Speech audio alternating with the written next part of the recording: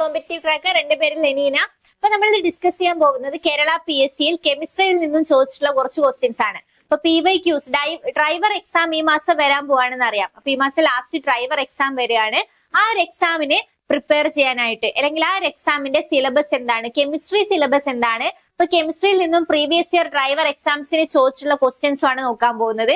അതേപോലെ ഏതൊക്കെ ക്വസ്റ്റ്യൻ വരുമെന്ന് നമുക്ക് ഇത് റിലേറ്റഡ് പറയാൻ പറ്റും. ഇപ്പൊ സിലബസ് എന്ന് പറയുന്നത് ആറ്റം, തന്മാത്ര, ദ്രവ്യത്തിന്റെ വിവിധ അവസ്ഥകൾ, രൂപാന്തരത്വം, വാതക നിയമങ്ങൾ, അക്വാറീച്ചിയ, അതേപോലെ മൂലകങ്ങൾ, ആവർത്തന പട്ടിക, ലോഹങ്ങളും അലോഹങ്ങളും, രാസഭൗതിക മാറ്റങ്ങൾ, രാസപ്രവർത്തനങ്ങൾ, ലായനികൾ, മിശ്രിതങ്ങൾ, സംയുക്തങ്ങൾ, ലോഹങ്ങൾ, അലോഹങ്ങൾ, ലോഹസങ്കരങ്ങൾ, ആസിഡും ആൽക്കലിയും, pH മൂല്യം, ആൽക്കലോയിഡുകൾ. അപ്പൊ ഇത്രയാണ് കെമിസ്ട്രി രസതന്ത്രത്തിൽ നിന്നും ചോദിക്കാൻ ചാൻസ് ഉള്ള ഭാഗങ്ങൾ. അപ്പോ പ്രീവിയസ് ഇയർ ക്വസ്റ്റ്യൻ നോക്കിയാൽ തന്നെ നമുക്ക് മനസ്സിലാവും. പ്രീവിയസ് ഇയർ ഡ്രൈവർ പല ബാച്ചസിന് എക്സാംസ് നടന്നിട്ടുണ്ട്. അപ്പൊ എക്സൈസ് ഡ്രൈവർ ആണ് ഇനി വരാൻ പോകുന്ന എക്സാം. അതുകൂടാതെ ഫയർമാൻ ഡ്രൈവേഴ്സും ഫയർഫോഴ്സിലേക്കുള്ള ഡ്രൈവേഴ്സും ഇതൊക്കെ വരാൻ പോകുന്ന എക്സാംസ് ആണ്. അപ്പൊ ഈ മാസം നടക്കുന്ന എക്സാം എക്സൈസ് ഓഫീസർ ഡ്രൈവർ ആണ്. അപ്പൊ ആ ഒരു അതിന്റെ സിലബസ് വെച്ച് നോക്കുമ്പോൾ 2 മാർക്കാണ് കാണിക്കുക. 2-3 മാർക്കിന് കെമിസ്ട്രി ക്വസ്റ്റ്യൻസ് വരാം. അപ്പൊ ഈ ഒരു ഭാഗങ്ങൾ ഇത്രയും പോർഷൻസ് കൃത്യമായിട്ട് നമ്മൾ അറിഞ്ഞു വെച്ചാൽ കെമിസ്ട്രി പോർഷൻസ് എളുപ്പമായിട്ട് ഈ ഒരു മാർക്ക് നമുക്ക് സ്കോർ ചെയ്യാൻ പറ്റും. അപ്പൊ വളരെ ബേസിക് ആയിട്ടുള്ള കാര്യങ്ങളാണ് ചോദിക്കാൻ ചാൻസ് ഉള്ളത്. അപ്പൊ ഇതുവരെ പ്രീവിയസ് ഇയർ നോക്കിയാലും അറിയാം കെമിസ്ട്രിയിലെ വളരെ ബേസ് ആയിട്ടുള്ള കാര്യങ്ങളാണ് ചോദിച്ചിട്ടുള്ളത്. അപ്പൊ നമുക്ക് ഫസ്റ്റ് ക്വസ്റ്റ്യൻ നോക്കാം. 2025 രസതന്ത്ര നൊബേൽ സമ്മാനം ഏതിന്റെ കണ്ടുപിടുത്തത്തിനാണ് നൽകപ്പെട്ടത്? 2025 നൊബേൽ പ്രൈസ്. ഏതൊരു ക്വസ്റ്റ്യൻ പേപ്പർ നോക്കിയാലും അതിൽ രസതന്ത്ര നൊബേൽ പ്രൈസ് അല്ലെങ്കിൽ നൊബേൽ സമ്മാനത്തെ ബേസ് ചെയ്തിട്ട് ഏതെങ്കിലും ഒരു ക്വസ്റ്റ്യൻ എങ്കിലും ഉണ്ടാവും. അപ്പൊ പ്രീവിയസ് ഇയർ ഡ്രൈവർ ബാച്ചിന്റെ ക്വസ്റ്റ്യൻസ് നോക്കിയ സമയത്ത് 2-3 പ്രീവിയസ് ഇയർ ക്വസ്റ്റ്യൻസ് നോക്കിയപ്പോ അതിലൊക്കെ ഈ നൊബേൽ പ്രൈസ് ചോദിച്ചിട്ടുണ്ട്. അപ്പൊ രസതന്ത്ര നൊബേൽ പ്രൈസ് 2025 കിട്ടിയത് ഏതിനാണെന്ന്, ഏത് കണ്ടുപിടുത്തത്തിനാണെന്നാണ് ക്വസ്റ്റ്യൻ. അത് മെറ്റൽ ഓർഗാനിക് ഫ്രെയിംവർക്ക് ആണ്. ഓപ്ഷൻ സി ആണ് correct answer, metal organic framework. അപ്പൊ നമുക്കറിയാം 2025 നൊബേൽ പ്രൈസ് കെമിസ്ട്രിയിൽ 3 പേരാണ് പങ്കിട്ടെടുത്തിട്ടുള്ളത്. അത് ആരൊക്കെയാണെന്ന് പഠിക്കണം. ആർക്കൊക്കെയാണ് നൊബേൽ പ്രൈസ് കിട്ടിയതെന്നും എന്ത് കണ്ടുപിടുത്തത്തിനാണ് നൊബേൽ പ്രൈസ് കിട്ടിയതെന്നും അറിഞ്ഞിരിക്കണം. കൂടാതെ ഈ നൊബേൽ പ്രൈസ് കിട്ടിയ ശാസ്ത്രജ്ഞർ ഏത് രാജ്യത്ത് നിന്നാണെന്നും പഠിച്ചിരിക്കണം. അപ്പൊ ഈ ഒരു 3 കാര്യങ്ങളാണ് പഠിക്കേണ്ടത്. ഇവിടെ കെമിസ്ട്രിയിൽ നൊബേൽ പ്രൈസ് പങ്കിട്ടെടുത്തത് 3 പേരാണ്. Susumu Kitagawa, Richard Robson, Omar M Yaghi എന്നിവരാണ് 2025 കെമിസ്ട്രിയിൽ നൊബേൽ പ്രൈസ് കിട്ടിയത്. ഒന്നുകൂടെ പറയാം. Susumu Kitagawa, Richard Robson, Omar M Yaghi, ഇവര് 3 പേരുമാണ്. ഇനി സുസുമോ കിറ്റഗാവ ജപ്പാനിൽ നിന്നാണ്, ജപ്പാൻ. റിച്ചാർഡ് റോബ്സൺ ഓസ്ട്രേലിയയിൽ നിന്നുമാണ്, ഓസ്ട്രേലിയ. ഇനി ഒമർ എം യാഗി ആണെങ്കിൽ USA കാരനാണ്, USA. അപ്പൊ ഈ 3 പേരും പഠിച്ചു വെക്കുക, ഏത് രാജ്യമാണെന്നും ഓർത്തു വെക്കുക. മെറ്റൽ ഓർഗാനിക് ഫ്രെയിംവർക്കിനാണ് നൊബേൽ പ്രൈസ് കിട്ടിയത്. ഓക്കെ, ഇനി അടുത്ത ക്വസ്റ്റ്യൻ. സിലബസ് നോക്കിയപ്പോൾ കണ്ടിട്ടുണ്ടാവും ആൽക്കലോയിഡുകൾ, അതേപോലെ അക്വാറീച്ചിയ. ഇത് രണ്ടും ഇങ്ങനെ വളരെ സിമ്പിളായി ചെറിയ ടോപ്പിക്കാണ്, ആൽക്കലോയിഡുകളും അക്വാറീച്ചിയും. അപ്പൊ ഈ രണ്ടിൽ നിന്നും നമുക്ക് എളുപ്പത്തിൽ ഓരോ ക്വസ്റ്റ്യൻ വെച്ചിട്ട് എന്താണ് ആൽക്കലോയിഡുകൾ, എന്താണ് അക്വാറീച്ചിയ എന്ന് നോക്കാം. അപ്പൊ ആൽക്കലോയിഡുകളുടെ ക്ഷാരഗുണത്തിന് കാരണമായ മൂലകം ഏത്?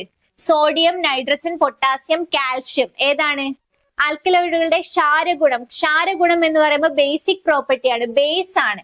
അപ്പൊ ബേസിക് പ്രോപ്പർട്ടി, ബേസ്, ക്ഷാരഗുണത്തിന് കാരണമായ മൂലകം നൈട്രജൻ ആണ്, നൈട്രജൻ. അപ്പൊ എന്താണ് ആൽക്കലോയിഡ് എന്ന് നോക്കണം.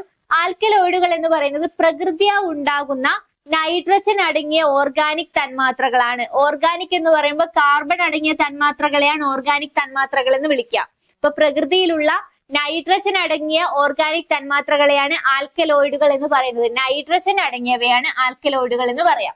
അപ്പൊ ഉൽപാദനം എവിടെയാണ്? ബാക്ടീരിയ, ഫംഗസ്, സസ്യങ്ങൾ, മൃഗങ്ങൾ എന്നിവയാണ് ഇവ ഉണ്ടാക്കുന്നത്.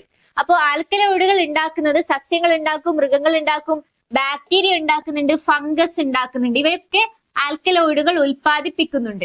ഗുണങ്ങൾ എന്തൊക്കെയാ നോക്കിയാൽ മിക്കപ്പോഴും ക്ഷാരഗുണമുള്ളവയും കയ്പുള്ളതുമായിരിക്കും. ഇപ്പൊ ബേസ് ആണെങ്കിൽ അതിന് ചെറിയ കയ്പ് ഉണ്ടാവും അറിയാം. ബേസിക് സബ്സ്റ്റൻസ് ഒക്കെ കയ്പുള്ളവയാണ്. ഇപ്പൊ ക്ഷാരഗുണമുള്ളത് കയ്പുള്ളവയായിരിക്കും. അപ്പൊ ആൽക്കലോയിഡും ക്ഷാരഗുണമാണ്, അതേപോലെ കയ്പുള്ളവയുമാണ്.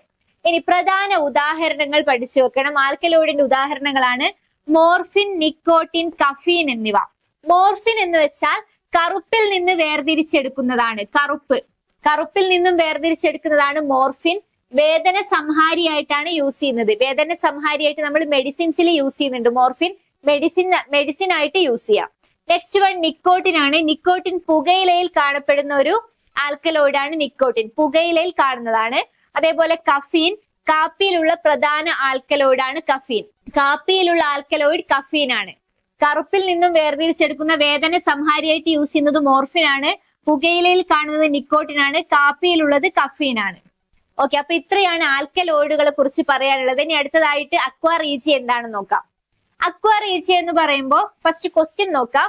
രാജദ്രാവകം അല്ലെങ്കിൽ അക്വാ റീജിയ എന്നാൽ എന്തെന്നാണ് ക്വസ്റ്റ്യൻ. ഇവിടെ ആൻസർ ആയിട്ട് വരുന്നത് ഓപ്ഷൻ എ ആണ്. നൈട്രിക് ആസിഡ് ഹൈഡ്രോക്ലോറിക് ആസിഡും 1:3 എന്ന അനുപാതത്തിൽ വരുന്നതാണ് അക്വാ റീജിയ അല്ലെങ്കിൽ രാജദ്രാവകം. നൈട്രിക് ആസിഡ് 1ഉം ഹൈഡ്രോക്ലോറിക് ആസിഡ് 3ഉം. Nitric acid 1, hydrochloric acid 3. ഇങ്ങനെ ഒരു അനുപാതത്തിൽ വരുമ്പോഴാണ് അക്വാ റീജിയ ഫോം ചെയ്യുന്നത്. രാജദ്രാവകം എന്നാണ് അക്വാ റീജിയെ വിളിക്കുന്നത്. അപ്പൊ നൈട്രിക് ആസിഡ് 1 മില്ലിലിറ്ററും ഹൈഡ്രോക്ലോറിക് ആസിഡ് 3 മില്ലിലിറ്ററും എടുത്താൽ മതി. അല്ലെങ്കിൽ nitric acid 1 litre, hydrochloric acid 3 litre. അങ്ങനെ ഒരു അനുപാതം കീപ്പ് ചെയ്യണം എപ്പോഴും. നമ്മൾ അളവെടുക്കുന്ന സമയത്ത് ആ ഒരു അനുപാതത്തിൽ മിക്സ് ചെയ്യുമ്പോഴാണ് അക്വാ റീജിയ അല്ലെങ്കിൽ രാജദ്രാവകം കിട്ടുന്നത്. അപ്പൊ അക്വാ റീജിയ എന്ന് പറയുന്നത് എന്താ പ്രത്യേകത? സ്വർണം, പ്ലാറ്റിനം, പലേഡിയം മുതലായ ഉത്കൃഷ്ട ലോഹങ്ങളുടെ ലായകമാണ് അക്വാ റീജിയ. അപ്പൊ ലായകം എന്ന് പറയുമ്പോൾ സ്വർണം, പ്ലാറ്റിനം, പലേഡിയം ഇവയൊക്കെ ലയിക്കും. സാധാരണ ആസിഡിൽ സ്വർണ്ണമൊന്നും ലയിക്കില്ല. പക്ഷെ അക്വാ റീജിയ ആണെങ്കിൽ അതിലേക്ക് സ്വർണം, പ്ലാറ്റിനം, പലേഡിയം മുതലായ ലോഹങ്ങളെ ലയിപ്പിക്കും. ഇപ്പൊ സ്വർണത്തിന് നമുക്കറിയാം ഒരു രാജപദവി ഉണ്ട് അല്ലെ. ലോഹങ്ങളിൽ തന്നെ വെച്ച് നോക്കുമ്പോൾ സ്വർണം, പ്ലാറ്റിനം ഇവയ്ക്കൊക്കെ ഒരു രാജപദവി ഉണ്ട്. അങ്ങനെ ഒരു രാജപദവിയുള്ള ലോഹങ്ങളെ ലയിപ്പിക്കാൻ കഴിയുന്നത് കൊണ്ടാണ് അക്വാ റീജിയക്ക് രാജദ്രാവകം എന്ന് വിളിക്കുന്നത്. ഇപ്പൊ രാജപദവിയുള്ള ലോഹങ്ങളെ ലയിപ്പിക്കുന്നത് കൊണ്ടാണ് രാജദ്രാവകം എന്ന പേര് വന്നിരിക്കുന്നത്.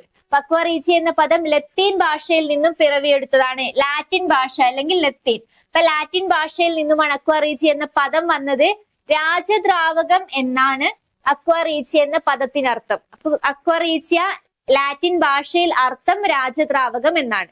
ലോഹങ്ങളിൽ രാജപദവിയിൽ ഇരിക്കുന്ന സ്വർണത്തെ അലിയിക്കുന്നത് കൊണ്ടാണ് ഇതിനെ ഈ പേരിൽ വിളിക്കുന്നത്. ഓക്കെ ആണല്ലോ. അപ്പൊ ഇത്രയാണ് അക്വാ റീജിയെ കുറിച്ച് പറയാനുള്ളത്. ഇനി അടുത്ത ക്വസ്റ്റ്യൻ നോക്കാം. പീരിയോഡിക് ടേബിളിൽ നിന്നുള്ള ക്വസ്റ്റ്യൻ ആണ്. അപ്പൊ പീരിയോഡിക് ടേബിൾ അല്ലെങ്കിൽ ആവർത്തന പട്ടിക, ലോഹങ്ങൾ, അലോഹങ്ങൾ, മൂലകങ്ങൾ, ലോഹങ്ങൾ, അലോഹങ്ങൾ, ആവർത്തന പട്ടിക, ഇത് നമുക്ക് പഠിക്കാനുള്ള ടോപ്പിക്കാണ്. അതിൽ ആവർത്തന പട്ടികയിൽ നിന്നുള്ള ക്വസ്റ്റ്യൻ ആണ്. എക്സ് എന്ന മൂലകത്തിന്റെ ആറ്റത്തിൽ 3 ഷെല്ലുകൾ ഉണ്ട്. 3 ഷെല്ലുകൾ എന്ന് പറയുമ്പോൾ എക്സ് എന്ന മൂലകത്തിന് KLM എന്നിങ്ങനെ 3 ഷെല്ലാണ് ഉണ്ടാവുന്നത്. KLM. ഈ മൂലകത്തിന്റെ ബാഹ്യതമ ഷെല്ലിൽ 1 ഇലക്ട്രോൺ അടങ്ങിയിരിക്കുന്നു. ബാഹ്യതമ ഷെല്ലിൽ എമ്മിൽ 1 ഇലക്ട്രോൺ ആണുള്ളത്. അപ്പൊ 281 എന്ന് വരും അല്ലെ ഇലക്ട്രോണിക് കോൺഫിഗറേഷൻ. ബാഹ്യതമ ഷെല്ലിൽ ലാസ്റ്റ് ആണ് ഇലക്ട്രോൺ വന്ന് ഫില്ലാവുന്നത്. ബാക്കി ഉള്ളിലുള്ള കെയും എൽ ഒക്കെ ഫില്ലായതിനു ശേഷമാണ് എമ്മിൽ ഫില്ലാവുന്നത്. അപ്പൊ ബാഹ്യതമ ഷെല്ല് ഇവിടെ എം ആണ്. എമ്മിൽ 1 ഇലക്ട്രോൺ ആണ് ഉള്ളത്. ഈ മൂലകം ഏത് പീരീഡിലും ഗ്രൂപ്പിലും ഉൾപ്പെടുന്നു? അപ്പൊ നമുക്ക് മൂലകത്തിന്റെ ഇലക്ട്രോണിക് കോൺഫിഗറേഷൻ കിട്ടിയാൽ അല്ലെങ്കിൽ ഒരു മൂലകത്തിന്റെ അറ്റോമിക് നമ്പർ കിട്ടിയാൽ അത് ഏത് പീരീഡിലാണ് ഏത് ഗ്രൂപ്പിലാണെന്ന് പറയാൻ പറ്റും. അറ്റോമിക് നമ്പർ കിട്ടിയാൽ നമുക്ക് ഇലക്ട്രോണിക് കോൺഫിഗറേഷൻ എഴുതാം. അപ്പൊ ഇവിടെ ഇലക്ട്രോണിക് കോൺഫിഗറേഷൻ തന്നിട്ടുണ്ട്. ബാഹ്യതമ ഷെല്ലിൽ 1 ഇലക്ട്രോൺ ആണെന്ന് പറഞ്ഞിട്ടുണ്ട്. അപ്പൊ ഏത് 3 ഷെല്ല് ഉണ്ടെന്നും പറഞ്ഞിട്ടുണ്ട്. അപ്പൊ ഏത് ഗ്രൂപ്പും പീരീഡും എങ്ങനെ കണ്ടുപിടിക്കും? ഷെല്ലുകളുടെ എണ്ണം എത്രയാണോ അതായിരിക്കും പീരീഡിന്റെ എണ്ണം. ഇപ്പൊ ഷെല്ലുകൾ 3 ഷെല്ലുകളാണ് അല്ലെ. ഇപ്പൊ 3 ഷെല്ലുകൾ ഈക്വൽ ടു ഷെല്ലുകളുടെ എണ്ണം ഈക്വൽ ടു പീരീഡ്. ഓക്കെ, ഷെല്ലുകളുടെ എണ്ണം ഈക്വൽ ടു പീരീഡ്. ഇനി ഗ്രൂപ്പ് നമ്പർ ആണെങ്കിലോ ഏത് ഗ്രൂപ്പിലാണെന്ന് കാണാൻ വേണ്ടി ലാസ്റ്റ് ഷെല്ലിൽ എത്ര ഇലക്ട്രോൺസ് ഉണ്ടെന്ന് നോക്കണം. ഇവിടെ ബാഹ്യതമ ഷെല്ല് എം ആണ്. എമ്മിൽ 1 ഇലക്ട്രോൺ ആണെന്ന് പറഞ്ഞു. അപ്പൊ ബാഹ്യതമ ഷെല്ലിലെ ഇലക്ട്രോണിന്റെ എണ്ണത്തിന് തുല്യമായിരിക്കും എന്ത്? ഗ്രൂപ്പ് നമ്പർ എന്ന് പറയുന്നത്. ഇനി 1ഉം 2ഉം ആണെങ്കിൽ ആ എണ്ണത്തിന് തുല്യമായിരിക്കും. 3 മുതൽ 8 വരെയാണ് ബാഹ്യതമ ഷെല്ലിലെ ഇലക്ട്രോണിന്റെ എണ്ണമെങ്കിൽ അതിന്റെ കൂടെ 3ന്റെ കൂടെ 10 കൂട്ടിയാൽ 13ാമത്തെ ഗ്രൂപ്പ് ആയിരിക്കും. 4ന്റെ കൂടെ 10 കൂട്ടിയാൽ 14ാമത്തെ ഗ്രൂപ്പ് ആയിരിക്കും. അങ്ങനെയാണ് കണ്ടുപിടിക്കുക. അപ്പൊ ഇവിടെ 1 ബാഹ്യതമ ഷെല്ലിലെ ഇലക്ട്രോണിന്റെ എണ്ണം. അപ്പൊ ഗ്രൂപ്പ് നമ്പർ 1 ആണ്. ഗ്രൂപ്പ് 1 ആണ്.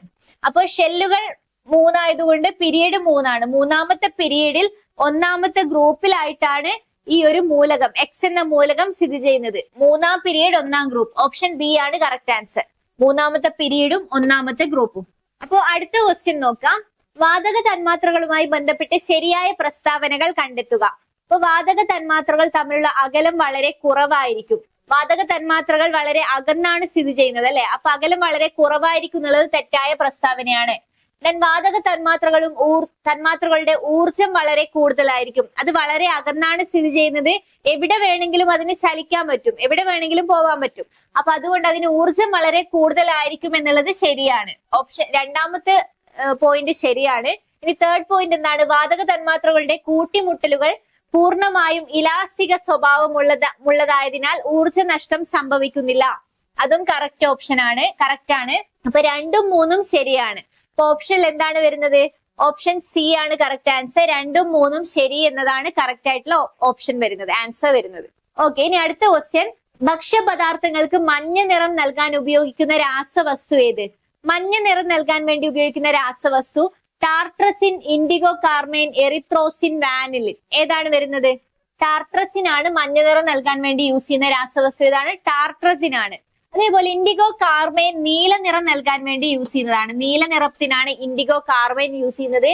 എറിത്രോസിനും കാർമോയിസിനും, എറിത്രോസിൻ ആൻഡ് കാർമോയിസിൻ ചുവപ്പ് നിറത്തിനാണ് യൂസ് ചെയ്യുന്നത്. ചുവപ്പ് നിറത്തിന് യൂസ് ചെയ്യുന്നതാണ് എറിത്രോസിൻ ആൻഡ് കാർമോയിസിൻ. ഇനി വാനിൽ ആണെങ്കിൽ ഭക്ഷ്യവസ്തുക്കൾക്ക് സുഗന്ധം നൽകാൻ വേണ്ടി യൂസ് ചെയ്യുന്നതാണ് വാനിലിൻ. ഓക്കെ ആണല്ലോ. ഇനി അടുത്തത് ഏത് ലോഹത്തിന്റെ അയിരാണ് കലാമിൻ? കലാമിൻ. അപ്പൊ ലോഹങ്ങളും അയിരുകളും വളരെ ഇമ്പോർട്ടന്റ് ആണ്. ലോഹങ്ങളും അയിരുകളും പഠിച്ചു വെക്കണം. ഇപ്പൊ അലൂമിനിയത്തിന്റെ അയിര് ബോക്സൈറ്റ് ആണ്, ബോക്സൈറ്റ്. സിങ്കിന്റെ അയിര് എന്താണ്? സിങ്കിന്റെ അയിരാണ് കലാമിൻ. അപ്പൊ ഇവിടെ ഓപ്ഷൻ ബി ആണ് കറക്റ്റ് ആൻസർ. സിങ്കിന്റെ അയിരാണ് കലാമിൻ. ഇനി ഇരുമ്പിന്റെ അയിര് ഹേമറ്റൈറ്റും മാഗ്നറ്റൈറ്റും ആണ്. ഹേമറ്റൈറ്റും മാഗ്നറ്റൈറ്റും ഇരുമ്പിന്റെ അയിരാണ്. കോപ്പറിന്റെ അയിര് കുപ്രൈറ്റ്, കോപ്പർ പൈറൈറ്റ്സ് ഒക്കെ വരും. കുപ്രൈറ്റ്, കോപ്പർ പൈറൈറ്റ്സ് എന്നിവ കോപ്പറിന്റെ അയിരുകളാണ്. ഓക്കെ ആണല്ലോ. ഇനി അടുത്ത ക്വസ്റ്റ്യൻ. ഏത് മൂലകത്തിന്റെ പ്രതീകമാണ് കെ എന്ന അക്ഷരം കൊണ്ട് സൂചിപ്പിക്കുന്നത്? കെ കൊണ്ട് സൂചിപ്പിക്കുന്നത് കാൽഷ്യത്തിന് നമ്മൾ സൂചിപ്പിക്കുന്നത് സി എ എന്നാണ്. പ്രതീകം സി എ. കാഡ്മിയം ആണെങ്കിൽ സി ഡി ആണ് കാഡ്മിയം. സോഡിയം എൻ എ ആണ്.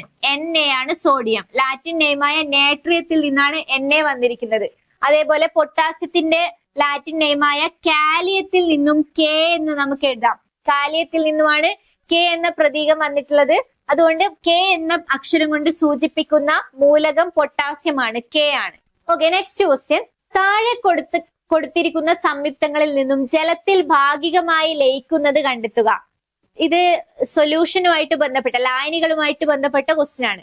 അപ്പൊ ജലത്തിൽ ഭാഗികമായിട്ട് ലയിക്കുന്നത് ഏതാണെന്ന് ചോദിച്ചാൽ ഓപ്ഷൻ എ ആണ് കറക്റ്റ് ആൻസർ. ഫിനോൾ ആണ്. അപ്പൊ ജലത്തിൽ ലയിക്കുന്ന പദാർത്ഥത്തിന്റെ പ്രത്യേകത എന്തായിരിക്കും? ജലത്തിൽ ലയിക്കുന്നുണ്ടെങ്കിൽ അത് പോളാർ നേച്ചർ കാണിക്കുന്നുണ്ടാവും. അപ്പൊ ഫിനോള് പകുതി പോളാർ നേച്ചർ കാണിക്കുന്നത് കൊണ്ടാണ് ജലത്തിൽ ലയിക്കുന്നത്. അപ്പൊ ലൈക്ക് ഡിസോൾവ് ലൈക്ക്, ഒരേപോലുള്ളത് ഒരേപോലുള്ളതിനെ ലയിപ്പിക്കും എന്നാണ് അല്ലെ. അപ്പൊ ആ ഒരു നേച്ചർ വെച്ചിട്ടാണ് ജലത്തിലെ ലയത്വം നമ്മൾ പറയുന്നത്. ആ ഒരു പ്രോപ്പർട്ടി വെച്ചിട്ടാണ്, ആ ഒരു തിയറി വെച്ചിട്ടാണ് ജലത്തിലെ ലയത്വം പറയുന്നത്. അപ്പൊ ഫിനോൾ എന്ന് പറയുന്നത് ജലത്തിൽ ഭാഗികമായിട്ട് ലയിക്കുന്നതാണ്. ബാക്കി ക്ലോറോഫോം ജലത്തിൽ ലയിക്കുന്നില്ല. ക്ലോറോഫോം ജലത്തിൽ ലയിക്കുന്നില്ല. പെന്റനോൾ ആണെങ്കിൽ കുറച്ച് ലയിക്കും, ജലത്തിൽ വളരെ കുറച്ച് മാത്രമേ ലയിക്കുന്നുള്ളൂ.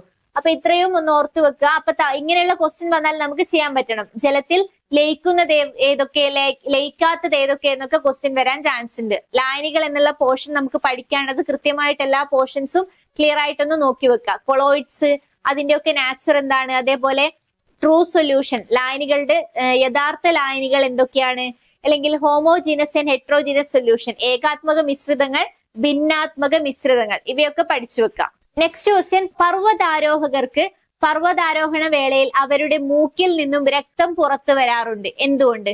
അന്തരീക്ഷ മർദ്ദം കുറവും രക്തക്കുഴലുകളിലെ മർദ്ദം കൂടുതലുമായതിനാൽ, അന്തരീക്ഷ മർദ്ദം കൂടുതലും രക്തക്കുഴലുകളിലെ മർദ്ദം കുറവുമായതിനാൽ, അന്തരീക്ഷ മർദ്ദവും രക്തക്കുഴലുകളിലെ മർദ്ദവും തുല്യമായതിനാൽ, അന്തരീക്ഷ മർദ്ദം കൂടുതലും രക്തക്കുഴലുകളിലെ മർദ്ദം കൂടുതലുമായതിനാൽ.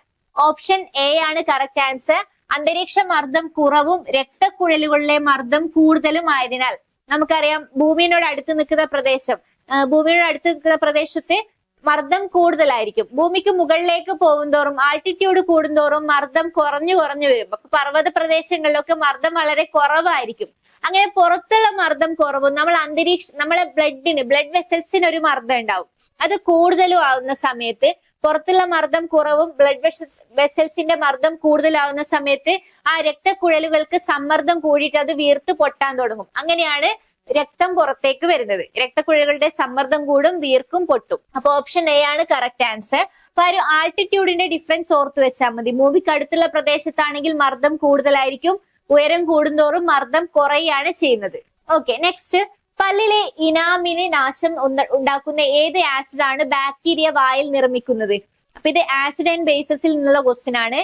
പല്ലിലെ ഇനാമലിന് നാശം ഉണ്ടാക്കുന്ന ഏത് ആസിഡ് ആണ് ബാക്ടീരിയ വായിൽ നിർമ്മിക്കുന്നത്? പല്ലിലെ ഇനാമൽ എന്ന് പറയുന്നത് എന്താണ്? ഇനാമൽ നമ്മുടെ പല്ലിന് കാഠിന്യം ഉണ്ടാക്കുന്ന വസ്തുവാണ് ഇനാമൽ. അപ്പൊ ഈ കാഠിന്യം ഉണ്ടാക്കുന്ന വസ്തു നശിക്കണമെങ്കിൽ അത് ഏത് ബാക്ടീരിയയാണ്? Hydrochloric acid, tartaric acid, lactic acid, nitric acid. Option C ആണ് കറക്റ്റ് ആൻസർ. ലാക്റ്റിക് ആസിഡ് ആണ് ആൻസർ. ഇപ്പൊ ലാക്റ്റിക് ആസിഡ് ആണ് പല്ലിന്റെ ഇനാമലിന് നാശം ഉണ്ടാക്കുന്നത്. ഇനി നെക്സ്റ്റ്, താഴെ തന്നിരിക്കുന്ന പ്രസ്താവനകൾ ഏത് ശാസ്ത്രജ്ഞനുമായി ബന്ധപ്പെട്ടിരിക്കുന്നു? ഗോൾഡ് ഫോയിൽ പരീക്ഷണം നടത്തി, ആറ്റത്തിന്റെ ന്യൂക്ലിയസ് കണ്ടെത്തി, ആറ്റത്തിന്റെ സൗരയൂഥ മാതൃക അവതരിപ്പിച്ചു, ഇദ്ദേഹം അണുകേന്ദ്ര ഭൗതികത്തിന്റെ പിതാവ് എന്നറിയപ്പെടുന്നു. അപ്പൊ ഗോൾഡ് ഫോയിൽ പരീക്ഷണം നടത്തിയത് ആരാണ്? ഏണസ്റ്റ് റുദർഫോർഡ് ആണ് അല്ലെ. അതേപോലെ ന്യൂക്ലിയസ്, ഈ ഗോൾഡ് ഫോയിൽ പരീക്ഷണം വഴിയാണ് ന്യൂക്ലിയസ് കണ്ടുപിടിച്ചത്. ആറ്റത്തിന്റെ സൗരയൂഥ മാതൃക അവതരിപ്പിച്ചതും ഏണസ്റ്റ് റുദർഫോർഡ് ആണ്. ഇദ്ദേഹം അണുകേന്ദ്ര ഭൗതികത്തിന്റെ പിതാവ് എന്നറിയപ്പെടുന്നു. ഏണസ്റ്റ് റുദർഫോർഡ് ആണ് ആൻസർ. ജെയിംസ് ചാഡ്വിക് ന്യൂട്രോൺസ് കണ്ടുപിടിച്ചു. ആറ്റത്തിലെ സബ് അറ്റോമിക് കണികയായ ന്യൂട്രോൺസ് കണ്ടുപിടിച്ചത് ജെയിംസ് ചാഡ്വിക് ആണ്. ജെ തോംസൺ ഇലക്ട്രോൺസ് കണ്ടുപിടിച്ചു. ഇലക്ട്രോൺസ് കണ്ടുപിടിച്ചത് ജെ തോംസൺ ആണ്. ഓക്കെ, അപ്പൊ ഇത്രയാണ്. ന്യൂട്രോൺസും ഇലക്ട്രോൺസും കണ്ടുപിടിച്ചത് പറഞ്ഞു. ഏണസ്റ്റ് റുദർഫോർഡ് ആണ് പ്രോട്ടോൺസ് കണ്ടുപിടിച്ചത്. പ്രോട്ടോൺസും ന്യൂക്ലിയസും കണ്ടുപിടിച്ചത് ഏണസ്റ്റ് റുദർഫോർഡ് ആണ്. പ്രോട്ടോൺസും ന്യൂക്ലിയസും കണ്ടുപിടിച്ചത് ഏണസ്റ്റ് റുദർഫോർഡ് ആണ്. ഓക്കെ, ഇനി അടുത്ത ക്വസ്റ്റ്യൻ. പ്രകൃതിദത്ത പോളിമറായ റബ്ബറിന്റെ മോണോമർ ഏതാണ്? അപ്പൊ പോളിമറിൽ നിന്നുള്ള ക്വസ്റ്റ്യൻ ആണ്. പോളിമേഴ്സ് എന്ന് പറയുമ്പോൾ സ്മോളസ്റ്റ് യൂണിറ്റുകൾ, ഇങ്ങനെയുള്ള ചെറിയ ചെറിയ യൂണിറ്റുകൾ കൂടിച്ചേർന്ന്, തന്മാത്രകൾ കൂടിച്ചേർന്ന് വലിയ തന്മാത്ര, വലിയ യൂണിറ്റ് ആയിട്ട് മാറിയതിനെയാണ് പോളിമർ എന്ന് വിളിക്കുക. അപ്പൊ ഇതിലുള്ള ഓരോ ചെറിയ തന്മാത്രകളെ വിളിക്കുന്ന പേരാണ് മോണോമർ. ഓക്കെ, അപ്പൊ ഇതുപോലുള്ള വലിയ യൂണിറ്റുകൾ കൂടിച്ചേർന്നിട്ടാണ് റബ്ബർ ഉണ്ടാവുന്നത്. ഈ റബ്ബറിന്റെ മോണോമറിനെ വിളിക്കുന്ന പേരെന്താണ്? ഐസോപ്രിൻ ആണ് ആൻസർ. ഓപ്ഷൻ എ ആണ് ആൻസർ, ഐസോപ്രിൻ. അപ്പൊ ഇങ്ങനെയുള്ള കുറെ ഐസോപ്രിനുകൾ കൂടിച്ചേർന്നാണ് റബ്ബറായിട്ട് നമുക്ക് കാണുന്നത്, റബ്ബർ ഉണ്ടാവുന്നത്. Okay, next question. സ്ഥിരകാന്തങ്ങൾ നിർമ്മിക്കാൻ ഉപയോഗിക്കുന്ന അലോയ് സ്റ്റീൽ ഏതാണെന്നാണ്. ഇപ്പൊ നിർബന്ധമായിട്ടും പഠിച്ചിരിക്കേണ്ട ഭാഗമാണ് അലോയ്സ് എന്നത്. ഇപ്പൊ അലോയ്സ് എന്താണ്? ഒരു മെറ്റൽ മറ്റൊരു മെറ്റലുമായിട്ട് കമ്പൈൻ ചെയ്തിട്ടുണ്ടാവുന്നതാണ് അലോയ്സ്. അല്ലെങ്കിൽ ഒരു മെറ്റൽ മറ്റൊരു നോൺ മെറ്റലുമായിട്ട്, ലോഹം മറ്റൊരു ലോഹമായിട്ട് കൂടിച്ചേരാം, അല്ലെങ്കിൽ ലോഹം മറ്റൊരു അലോഹവുമായിട്ടും കൂടിച്ചേരാം. അങ്ങനെ ഉണ്ടാവുന്നതാണ് അലോയ്സ് എന്ന് പറയുന്നത്. അപ്പൊ അലോയ്സ് എന്ന് പറയുമ്പോൾ എക്സാമ്പിൾ ആയിട്ട് നിക്രോം എവിടെയാ യൂസ് ചെയ്യുന്നത്? അയൺ ബോക്സിലാണ്. അയൺ ബോക്സിലും ഹീറ്ററിലൊക്കെ ആ ഒരു ചൂട് കിട്ടാൻ വേണ്ടി കോയിലാണല്ലേ യൂസ് ചെയ്യുക. ആ ഒരു കോയിലാണ് നിക്രോം എന്ന ആ ഒരു കോയിലാണ് ഹീറ്റിംഗ് കോയിൽ ആയിട്ടാണ് നമ്മൾ യൂസ് ചെയ്യുക. അപ്പൊ നിക്രോം, അതേപോലെ അൽനിക്കോ, സ്ഥിരകാന്തങ്ങൾ ഉണ്ടാക്കാൻ വേണ്ടി യൂസ് ചെയ്യുന്നതാണ് അൽനിക്കോ. അപ്പൊ സ്ഥിരകാന്തങ്ങൾ നിർമ്മിക്കാൻ ഉപയോഗിക്കുന്ന അലോയ് സ്റ്റീൽ ഏതാണെന്നാണ് ക്വസ്റ്റ്യൻ. അത് അൽനിക്കോയാണ്. ഓപ്ഷൻ ബി ആണ് കറക്റ്റ് ആൻസർ, അൽനിക്കോ. സ്റ്റെയിൻലെസ് സ്റ്റീലിനേക്കാളും കൊറോഷൻ നടക്കാത്ത സ്റ്റീലാണല്ലേ സ്റ്റെയിൻലെസ് സ്റ്റീൽ. വളരെ പ്രോപ്പർട്ടി ഏറ്റവും നല്ല മികച്ച സ്റ്റീലാണ് സ്റ്റെയിൻലെസ് സ്റ്റീൽ. അതേപോലെ വെങ്കലം എന്ന് പറയുന്നത് ബ്രോൺസ് ആണ്. ഇപ്പൊ വെങ്കലം, ഇതൊക്കെ അലോയ്സ് ആണ്. അലോയ്സ് എന്ന് വെച്ചാൽ ലോഹത്തിന്റെ പ്രത്യേകതകൾ ഇംപ്രൂവ് ആക്കാൻ വേണ്ടിയിട്ട് നമ്മൾ അതിൽ മറ്റു ചില ലോഹങ്ങൾ അല്ലെങ്കിൽ ഏതെങ്കിലും അലോഹങ്ങൾ കൂട്ടിച്ചേർന്ന് ഉണ്ടാക്കുന്നതാണ് അലോയ്സ് എന്ന് പറയുന്നത്. ഇപ്പൊ നിക്രോമിൽ അടങ്ങിയിരിക്കുന്നത് ഇരുമ്പുണ്ട്, അയൺ, Fe ഉണ്ട്. അതിന്റെ കൂടെ നിക്രോം എന്ന് കണ്ടാൽ അറിയാം, നിക്കലും ക്രോമിയവും കൂടെ ഉണ്ട്. Nickel and chromium. അപ്പൊ ഇരുമ്പ്, നിക്കൽ, ക്രോമിയം ഇവർ കൂട്ടിച്ചേർത്താണ് നിക്രോം ഉണ്ടാക്കുന്നത്. സ്റ്റെയിൻലെസ് സ്റ്റീൽ ആണെങ്കിൽ സ്റ്റീലിൽ എന്തായാലും അയേണും കാർബണും ഉണ്ട്. ഈ അയേണിന്റെയും കാർബണിന്റെയും കൂടെ നിക്കലും ക്രോമിയവും കൂടെ ചേരുമ്പോൾ അത് സ്റ്റെയിൻലെസ് സ്റ്റീൽ ആവും. നിക്കലും ക്രോമിയവും കൂടെ വരുന്നുണ്ട് സ്റ്റെയിൻലെസ് സ്റ്റീലിൽ. ഓക്കെ, നെക്സ്റ്റ് അൽനിക്കോ ആണെങ്കിൽ അൽനിക്കോയിൽ iron plus aluminium, nickel, chromium. കണ്ടോ, അൽനിക്കോ ഇരുമ്പിന്റെ കൂടെ അലൂമിനിയം, നിക്കലും ക്രോമിയവും, നിക്കൽ, ക്രോമിയം. ഇങ്ങനെയാണ് അൽനിക്കോ ഫോം ചെയ്തിരിക്കുന്നത്. വെങ്കലം എന്ന് പറയുന്നത് ബ്രോൺസ് ആണ്, അല്ലെങ്കിൽ ഓട് എന്നും പറയാം.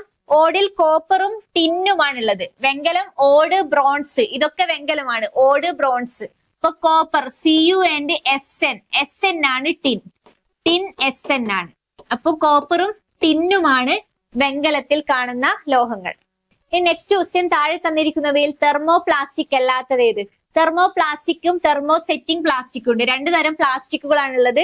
തെർമോ പ്ലാസ്റ്റിക് ആണെങ്കിൽ അവയെ വീണ്ടും നമുക്ക് ചൂടാക്കി ഉരുക്കി മറ്റു വസ്തുക്കളാക്കി മാറ്റാൻ പറ്റും, മോൾഡ് ചെയ്തെടുക്കാൻ പറ്റും, പുതിയ സബ്സ്റ്റൻസ് ആക്കി മാറ്റാൻ പറ്റും. പക്ഷെ തെർമോ സെറ്റിംഗ് പ്ലാസ്റ്റിക് ആണെങ്കിൽ അവയെ വീണ്ടും നമുക്ക് ഉരുക്കി മാറ്റാൻ പറ്റില്ല, ഉരുക്കി വേറെ ഷേപ്പ് ആക്കി മാറ്റാൻ പറ്റില്ല. ഇപ്പൊ ഇവിടെ പോളിത്തീൻ കവേഴ്സ് ചൂടാക്കിയാൽ ഉരുകി പോകുന്നുണ്ട്, അത് തെർമോ പ്ലാസ്റ്റിക് ആണ്. അതേപോലെ പോളിവിനൈൽ ക്ലോറൈഡ്, PVC പൈപ്പുകളൊക്കെ, PVC അതിന്റെ ഫുൾ നെയിം ആണ് പോളിവിനൈൽ ക്ലോറൈഡ്, അതും ചൂടാക്കിയാൽ ഉരുകുന്നുണ്ട്, അതും തെർമോ പ്ലാസ്റ്റിക് ആണ്. ഇനി ബാക്കലൈറ്റ് ആണ് ഇവിടെ ആൻസർ. തെർമോ പ്ലാസ്റ്റിക് അല്ലാത്തത് ഏത്? ബാക്കലൈറ്റ് തെർമോ പ്ലാസ്റ്റിക് അല്ല, തെർമോ സെറ്റിംഗ് പ്ലാസ്റ്റിക് ആണ്, തെർമോ സെറ്റിംഗ് ആണ്. ഇനി നൈലോൺ ആണെങ്കിലോ, നൈലോൺ തെർമോ പ്ലാസ്റ്റിക് ആണ്. അപ്പൊ ഓപ്ഷൻ സി ആണ് ആൻസർ, ബാക്കലൈറ്റ് ആണ്. ഓക്കെ, ബാക്കലൈറ്റിന്റെ യൂസ് എന്ന് വെച്ചാൽ ബാക്കലൈറ്റ് സ്വിച്ച് ബോർഡിലൊക്കെ യൂസ് ചെയ്യുന്നത് ബാക്കലൈറ്റ് ആണ്. അതേപോലെ കുക്കറിന്റെ പിടിയൊക്കെ നമ്മൾ ചൂടാക്കിയാലും ഉരുകി പോകുന്നില്ല, എത്ര ചൂട് കൊടുത്താലും അത് ഉരുകി പോകുന്നില്ല. അപ്പൊ കുക്കറിന്റെ പിടി അതേപോലെ സ്വിച്ച് ബോർഡ്സിലൊക്കെ യൂസ് ചെയ്യുന്നത് ബാക്കലൈറ്റ് ആണെന്ന് ഓർത്തു വെക്കാം. അത് ചൂടാക്കിയാൽ ഉരുകി പോവാത്ത പ്ലാസ്റ്റിക്കുകളാണ്. അപ്പോ ഈ ഒരു ടൈപ്പ് നമ്മൾ സിലബസ് പറഞ്ഞു, സിലബസ് ബേസ് ചെയ്തിട്ട് വരാൻ ചാൻസ് ഉള്ള ക്വസ്റ്റ്യൻസ് ആണ് ഡിസ്കസ് ചെയ്തത്. ഡ്രൈവർ എക്സാം ആണ് ഈ മാസം ലാസ്റ്റ് വരാൻ പോകുന്നത്. അപ്പൊ ഇത് പ്രീവിയസ് ഇയർ ഡ്രൈവർ എക്സാംസിന് ചോദിച്ചിട്ടുള്ള ക്വസ്റ്റ്യൻസ് ആണ് ഞാൻ എടുത്തിട്ടുള്ളത്. അതിൽ എക്സ്ട്രാ ചില ക്വസ്റ്റ്യൻസും കൂടെ ആഡ് ചെയ്തിട്ടുണ്ട്. അപ്പൊ നമുക്ക് ഇതുപോലുള്ള ക്വസ്റ്റ്യൻസ് ആണ് പ്രതീക്ഷിക്കാവുന്നത്. അപ്പൊ ബേസിക് ലെവൽ ക്വസ്റ്റ്യൻസ് ആണ് പലതും ചോദിച്ചിട്ടുള്ളത്. അപ്പൊ നമ്മൾ ചെയ്യേണ്ടത് കൃത്യമായ സിലബസ് വെച്ചിട്ട്, ഈ കെമിസ്ട്രിയുടെ ആണെങ്കിലും ഏതിന്റെ ആണെങ്കിലും കൃത്യമായ സിലബസ് വെച്ച് കൃത്യമായ സ്റ്റഡി പ്ലാനോട് കൂടിയിട്ട് പഠിച്ചു കഴിഞ്ഞാൽ എന്തായാലും നമുക്ക് നല്ല മാർക്ക്, സയൻസിൽ നിന്നാണെങ്കിലും നല്ല മാർക്ക് സ്കോർ ചെയ്യാൻ പറ്റും. അപ്പൊ ഇവിടെ ഇപ്പൊ ഈ മാസം എക്സാം എക്സൈസ് ഡ്രൈവറിന്റെ നടക്കാൻ പോവാണ്. ഫയർമാൻ ഡ്രൈവറിന്റെ ബാച്ച് സ്റ്റാർട്ട് ചെയ്തിട്ടുണ്ട്, ന്യൂ ബാച്ച് ഇവിടെ സ്റ്റാർട്ട് ചെയ്തിട്ടുണ്ട്. അപ്പൊ അതിന്റെ ഈ ബാച്ചിന്റെ ഫീച്ചേഴ്സ് എന്ന് പറയുന്നത് live classes, daily live classes provide ചെയ്യും. അത് ഇവിടുത്തെ ഒരു അഡ്വാൻറ്റേജ് ആണ്. എന്ന് വെച്ചാൽ ഡെയിലി ഒരിക്കലും എല്ലാ ദിവസവും ലൈവ് ക്ലാസ്സസ് നിങ്ങൾക്ക് പ്രൊവൈഡ് ചെയ്യും. PDF നോട്ട്സ് കിട്ടും, ക്ലാസ്സസിന്റെ ഒക്കെ PDF നോട്ട്സ് പ്രൊവൈഡ് ചെയ്യും. ഫുൾ സിലബസ് ബേസ്ഡ് ക്ലാസ് ആയിരിക്കും പ്രൊവൈഡ് ചെയ്യുന്നത്. വീഡിയോ റെക്കോർഡഡ് ക്ലാസ്സസും ഉണ്ടാവും. ലൈവ് ക്ലാസ്സസിന്റെ ഒപ്പം തന്നെ റെക്കോർഡഡ് ക്ലാസ്സസും അവൈലബിൾ ആണ്. ഇപ്പൊ ഡൗട്ട് ക്ലിയറൻസ് സെഷൻ വിത്ത് ഫാക്കൽറ്റീസുമായിട്ട് ഡൗട്ട് ക്ലിയറൻസ് സെഷൻ ഉണ്ടാവും. മെന്റർഷിപ്പ് ക്ലാസ്സസ് ഉണ്ട്. കൃത്യമായ മെന്റർഷിപ്പോട് കൂടിയുള്ള സ്റ്റഡി ആയിരിക്കും പ്രൊവൈഡ് ചെയ്യുന്നത്. പ്രീവിയസ് ഇയർ ക്വസ്റ്റ്യൻ പേപ്പർ ഡിസ്കഷനും വർക്ക്ഔട്ട്സ് ഒക്കെ ഉണ്ടാവും. വാട്സ്ആപ്പ് ഗ്രൂപ്പ് ആക്ടിവിറ്റീസ് തരും. ടെക്നിക്കൽ സപ്പോർട്ടും. Video classes can be download. ഇപ്പൊ വീഡിയോ ക്ലാസ് ഡൗൺലോഡ് ചെയ്യാൻ പറ്റും. അപ്പൊ ഇത്രയും പ്രോപ്പർട്ടീസോട് കൂടിയിട്ടാണ് ഇവിടെ ഒരു ബാച്ച് സ്റ്റാർട്ട് ചെയ്യുന്നതും എല്ലാ കോഴ്സസിനും ഇങ്ങനെ കോഴ്സസ് നമ്മൾ പ്രൊവൈഡ് ചെയ്യുന്നത് ഇത്രയും പ്രോപ്പർട്ടീസ് വെച്ചിട്ടാണ്. അപ്പോ ആരെങ്കിലും ഈ ഒരു ഫയർമാൻ ഡ്രൈവർ ബാച്ചിലേക്ക് ജോയിൻ ചെയ്യാൻ താല്പര്യമുണ്ടെങ്കിൽ ഈ മുകളിൽ കാണുന്ന നമ്പറിലേക്ക് വിളിച്ച് കോൺടാക്ട് ചെയ്യാം. അപ്പൊ ക്ലാസ് ഇഷ്ടമായി എന്ന് വിചാരിക്കുന്നു. അപ്പൊ ഇഷ്ടമായെങ്കിൽ ഷെയർ ചെയ്യാനും ലൈക്ക് ചെയ്യാനും മറക്കരുത്. താങ്ക്